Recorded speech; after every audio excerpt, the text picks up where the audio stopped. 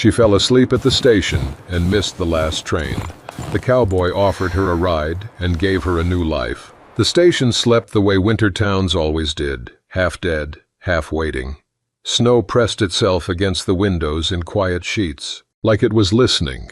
The last train had already gone. You could feel it in the air, that hollow, after-sound silence, like a breath held too long and finally let go. She sat on the wooden bench with her coat pulled tight around her knees, head tipped back against the wall. The clock above the ticket window ticked louder than it should have. Each second landed heavy, deliberate, condemning.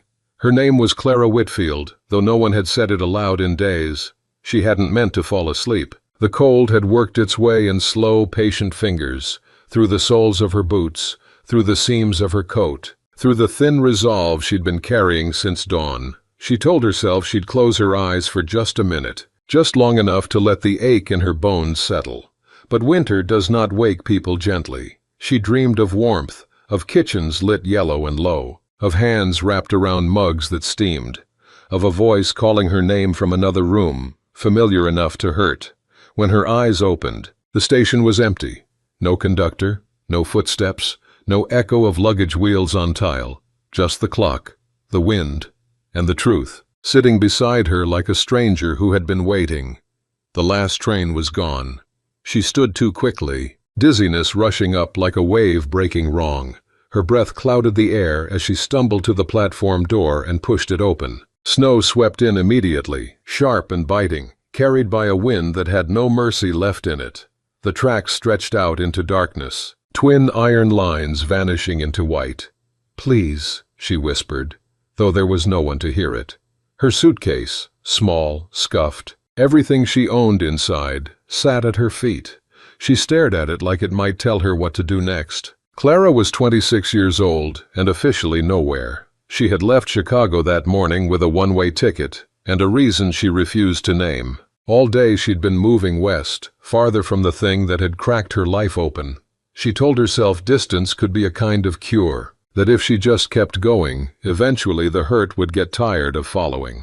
Now the town of Red Hollow sat silent around her, snow-drowned and shut tight. No hotel lights, no voices, just wooden buildings crouched against the cold like animals waiting it out. She pulled her coat tighter and stepped back inside the station, shutting the door against the wind. The warmth didn't return. It never really did. That was when she heard boots, slow, heavy, not hurried. She turned, heart jumping in her chest. A man stood just inside the doorway, framed by snow and night, tall, broad-shouldered, a cowboy hat dusted white, brim low over eyes that watched more than they showed. His coat was dark and worn, the kind of coat that had learned winter the hard way. Leather gloves, snow clinging to his beard. He didn't speak right away. Neither did she. The silence stretched, thick, measuring. "You miss it?" he finally asked. His voice was low, roughened by cold and distance, not unkind, just honest. She nodded once. It felt like admitting failure out loud. "By a lot," she said. He glanced toward the clock, then the empty tracks. A muscle in his jaw shifted, like he already knew the answer before he asked the question. "They won't run another till morning," he said, "and that's if the weather eases." Her hands tightened around the handle of her suitcase. "Is there anywhere to stay?" He hesitated, just a beat too long. "Not this time of year," he said. "Town shuts down after the harvest. Most folks winter farther south." Of course they did. The cold crept deeper, into her sleeves, into her chest. She sank back onto the bench, suddenly exhausted in a way sleep couldn't touch.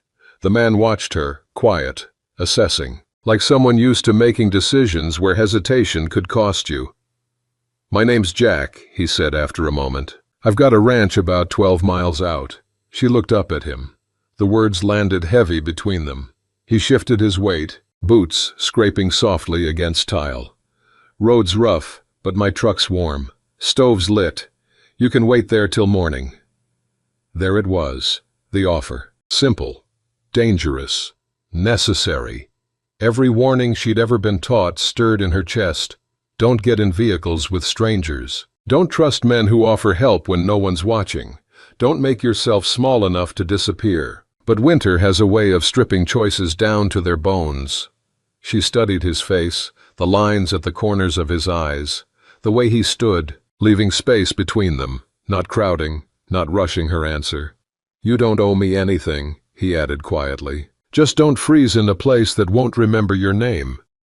Something in her broke then, softly, like ice giving way under careful weight. She stood lifting her suitcase with hands that shook more from cold than fear.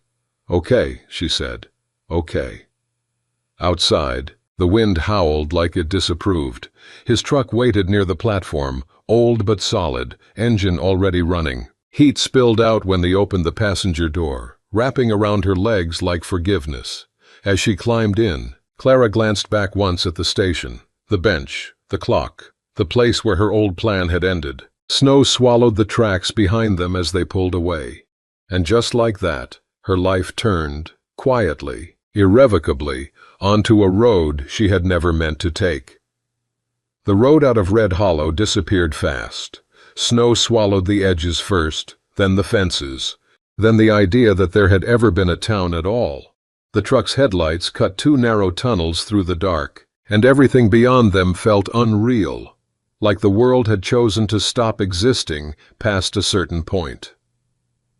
Clara sat stiff in the passenger seat, hands folded in her lap, suitcase tucked between her boots. The heater hummed low, working hard. Warmth crept back into her fingers in slow, painful pulses.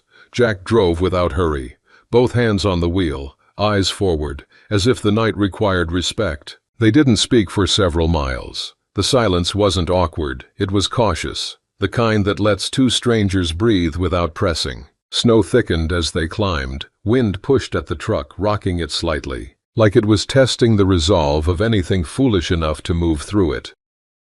"You from around here?" Jack asked eventually. She shook her head. "No." "Figured." "How?" He glanced at her, just briefly. "You still look surprised by the cold." She huffed a quiet, humorless breath. "Give it time, Vit." He nodded, like that was fair. They drove on. Clara watched the snow spiral through the headlights, each flake distinct and doomed. She thought about how close she'd come to staying in that station, how easily she could have decided it wasn't safe, how thin the line was between caution and catastrophe. "What made you miss it?" Jack asked. The question was gentle, not curious in the wrong way, but it landed hard anyway. She stared at the road, at the dark, at nothing. "I didn't sleep much last night," she said. "Didn't think I would sleep at all." "Winter does that," he said, "makes liars out of plans." She almost smiled. The ranch appeared slowly, like it was being revealed rather than approached, a cluster of lights against the snow, a barn hunched low under the weight of winter, a line of cottonwoods groaning softly in the wind. Jack pulled up near the house and cut the engine. The sudden quiet rang in her ears. "Come on," he said. "It's warmer inside." The house smelled like wood smoke and coffee gone stale hours ago, boots by the door, a coat hanging from a peg, proof of a life lived simply and alone. Jack took her suitcase without asking and set it near the wall. He moved like someone who knew exactly where everything was, even in the low light. "There's soup," he said. "Nothing fancy." "I don't need—" He raised a hand, not unkindly. "You need heat. Food helps." She let the argument die. She sat at the small kitchen table while he ladled soup into a chipped bowl. Steam rose, fogging her glasses when she leaned forward. Her stomach twisted, not from hunger alone, but from the sudden realization of how close she'd been to having nothing at all. She ate slowly. Every swallow felt like permission to stay alive a little longer. Jack sat across from her with his own bowl, quiet, giving her space. The fire popped softly in the next room. "Thank you," she said finally. He nodded. "You're welcome." Afterward, he showed her the spare room. Simple, clean. A bed piled with quilts. A window frosted white. "You can take this," he said. "Bathroom's down the hall. I'll be up early." She hesitated. "I can leave in the morning." He met her eyes then, steady. "Only if the road's open. Only if you want to." She swallowed. "Okay." He left her alone with the sound of the wind and the unfamiliar comfort of safety. Later, lying awake beneath heavy quilts, Clara listened to the house settle, to the distant creak of the barn, to the storm scraping its nails along the windows. Sleep came in pieces. She dreamed of trains again, of watching them leave without her, of standing still while the world moved on. When she woke, light filtered pale and blue through the window. Snow pressed high against the glass, reshaping the view into something quieter. She dressed slowly, unsure of her place, unsure of the rules. In the kitchen, Jack stood at the counter, sleeves rolled, pouring coffee. "Morning," he said. "Morning." She took the mug he handed her, warmth seeping into her palms. The radio crackled low on the counter. Static, weather warnings, roads closed, advisories spoken like apologies. "Looks like you're snowed in," Jack said. The words should have scared her. Instead, something inside her loosened. "I don't want to be a burden," she said. He took a sip of coffee, eyes on the window. Winter doesn't care about burdens, just survival. She nodded, understanding more than he knew. They spent the morning in a careful rhythm. She helped where she could, washing dishes, sweeping near the door. He showed her how to keep the fire steady, how to layer wood so it burned slow and true. Outside, the storm raged on, closing the world down to this small, warm pocket of existence. At midday, they stood side by side at the window, watching snow fall like it had nowhere else to be. "You always live out here alone?" she asked. He didn't answer right away. "Not always," he said finally. She didn't ask more. That night, as the storm softened into something gentler, Clara realized something that startled her with its clarity. For the first time in weeks, maybe longer, she wasn't running. She was waiting. And somehow, that felt like the beginning of something she hadn't known she was allowed to want. Winter settled in deeper after that. Not louder, not crueler, just more certain. Days blurred into a quiet pattern shaped by snow and necessity. Jack rose before light, every morning the same. Clara learned the sounds of the house, the low groan of the floor near the stove, the sigh of the pipes when the cold pressed too hard. The way the wind changed pitch when the storm was thinking about coming back. She stayed. At first it was practical. The roads remained buried. The radio repeated the same warnings in a tired voice. No trains, no buses, no guarantees. Then it became something else. Jack never asked her why she was running. She noticed that first. The absence of pressure. The way he let her story exist without demanding its shape. She helped where she could. Learned the names of tools. How to split wood without letting the blade glance back. How to mend a tear in a glove so it held through cold mornings. Her hands grew rougher, stronger. At night they sat near the fire. Sometimes they talked, sometimes they didn't. Silence here wasn't empty. It was respectful. One evening, as snow fell slow and deliberate outside, Clara found herself staring into the flames too long, watching the way fire took what it needed and left the rest untouched. "Do you ever think about leaving?" she asked quietly. Jack didn't look at her. He turned a log with the poker, sending a small spray of sparks upward. "I used to," he said. "Thought movement was the same thing as progress. And now?" He shrugged. "Now I think staying is harder." She understood that more than she wanted to admit. That night, she dreamed of her old apartment, of walls too thin, of voices raised sharp and sudden, of promises that sounded like ultimatums if you listened close enough. She woke with her heart racing and the sound of wind clawing at the house. In the kitchen, Jack was already awake, coffee steaming between his hands. "You okay?" he asked. She nodded, though it took effort. "Just old noise." "Old?" He didn't ask whose. Days passed. Snow eased, then returned. Winter testing patience like a long question. One afternoon, while Jack was out checking the fence line, Clara wandered into the small room off the hallway she hadn't explored yet. The door stuck slightly, like it wasn't used often. Inside, the air was cooler. There were shelves, a desk, a single photograph in a simple frame. Jack stood beside a woman in the picture, both younger, both smiling, but in a restrained way, like people still learning how to trust happiness. The woman's eyes were sharp, kind. Her hand rested on his arm like it belonged there. Clara felt the weight of the moment settle around her. When Jack came back in, snow in his beard, she was still standing there. He stopped when he saw her. "That was my wife," he said. "I'm sorry," she said immediately. "I shouldn't have—" "It's fine," he interrupted gently. She liked people knowing she existed. "How long ago?" Clara asked. 5 winters, he said. "Sickness. Came fast." "I'm sorry." He nodded once. That was all. She loved the cold, he added after a moment. Said it made the warm things feel earned. That night Clara sat alone on the edge of the bed, staring at her hands, at how different they looked now, at how different she felt. She thought about the man she'd left behind, about the way his voice could turn a room into something smaller, about the promises that came with conditions she hadn't seen until it was too late. She hadn't told Jack any of that, but winter has a way of drawing truths out, slowly, the way frost finds cracks in stone. A week later, the storm broke. The sky cleared to a pale, endless blue. Snow lay clean and bright, reshaping the land into something almost gentle. Jack hitched the truck. "Road might be passable," he said, "if you want to check." The words hovered between them. Clara looked at the door, at the boots she'd borrowed that now fit like they were hers, at the coat Jack had handed her the first night, now worn in the shoulders from use. "I don't know yet," she said honestly. "That's all right," he replied. They drove into town that afternoon. Red Hollow re-emerged from the snow like a memory, quiet, sparse, familiar in a way that surprised her.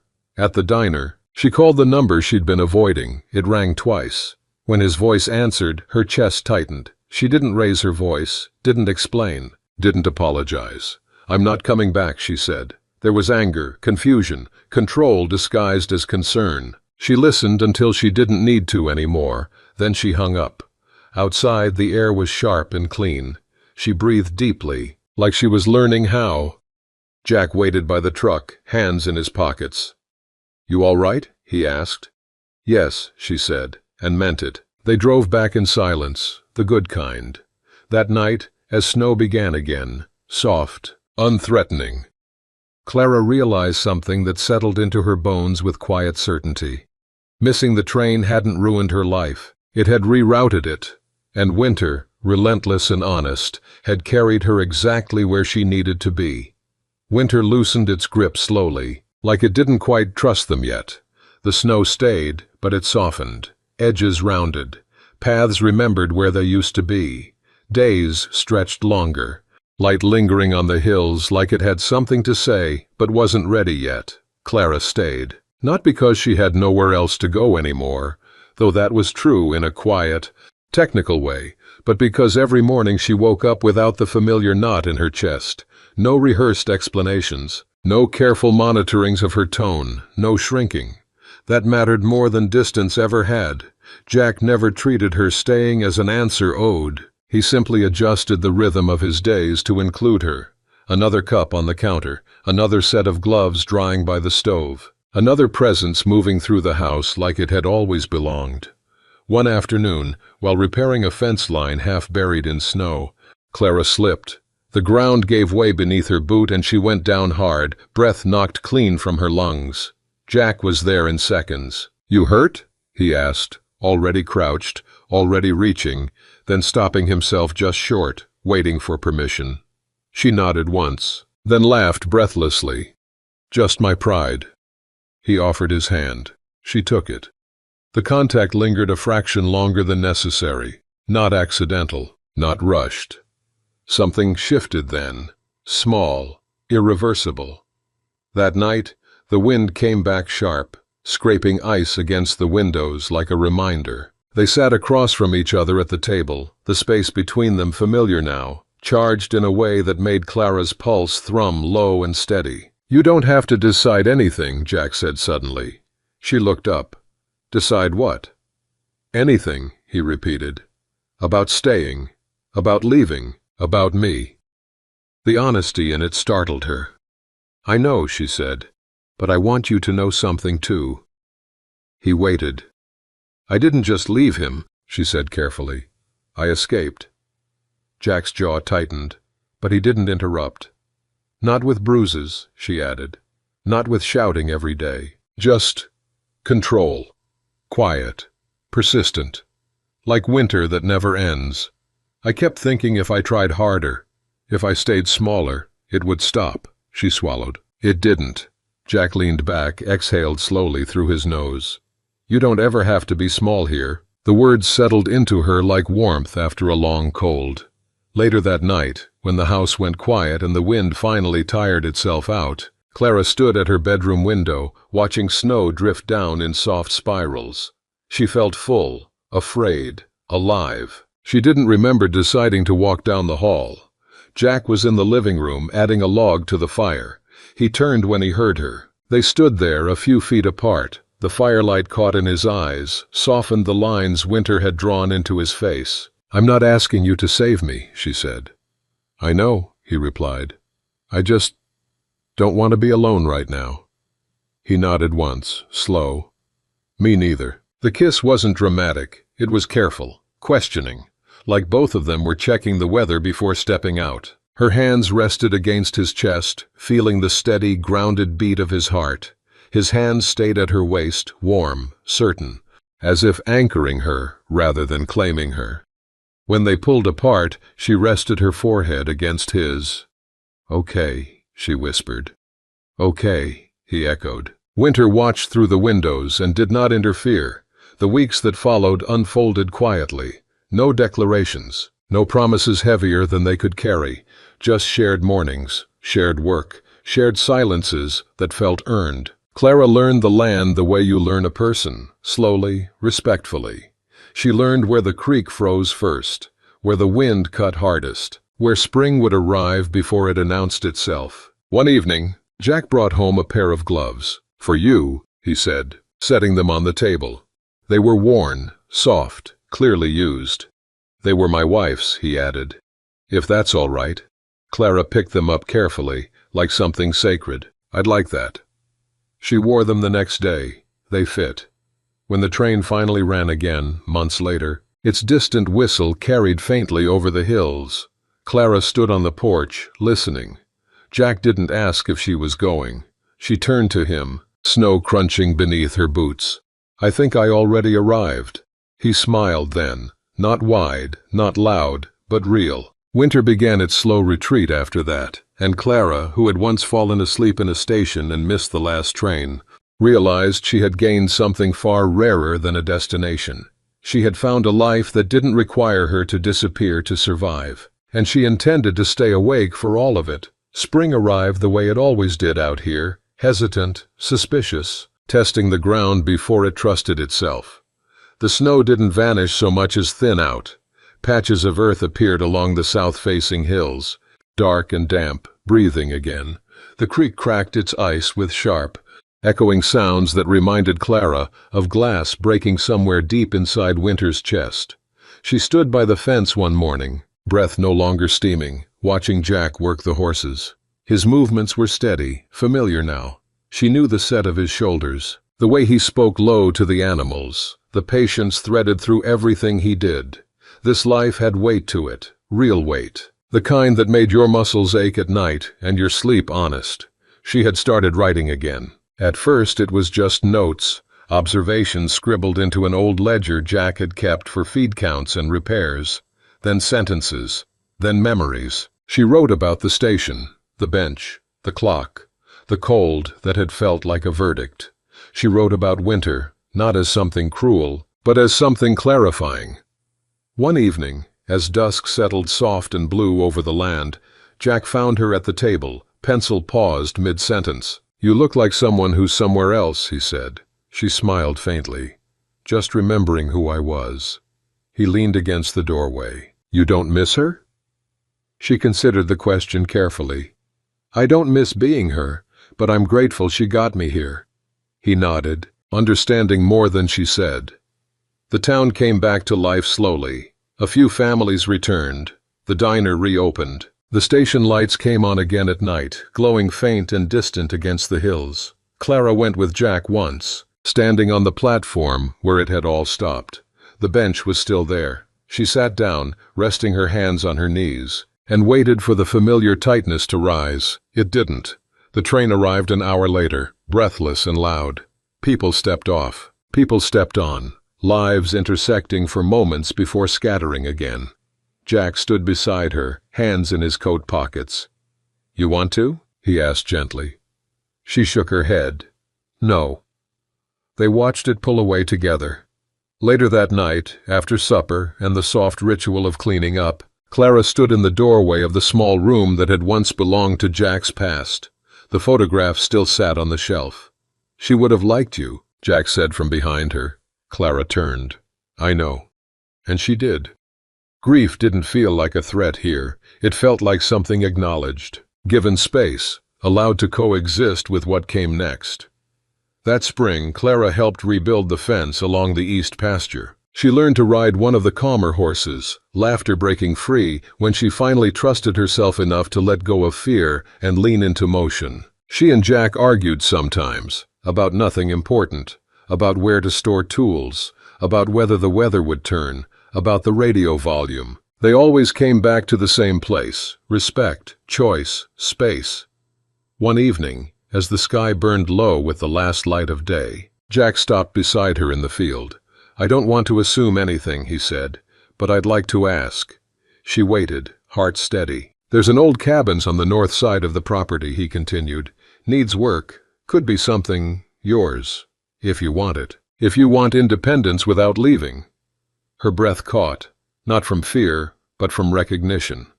"You'd be okay with that?" she asked. He smiled slightly. "I'd be proud of it."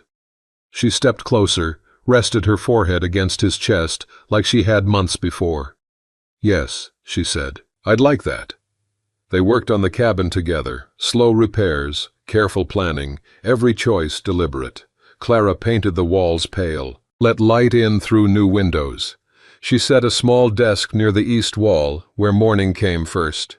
It wasn't escape, it was autonomy. On the first warm night of late spring, Clara slept there for the first time. Windows open, the sound of water and wind and life all around her. She didn't dream of trains. She dreamed of waking. In early summer she mailed a letter, thin, addressed to herself at the ranch. Inside was a single page. "I didn't miss the train. I chose another way to travel." She folded it and tucked it into the ledger, closing the cover gently. That evening she and Jack sat on the porch, watching fireflies rise from the tall grass like sparks that refused to go out.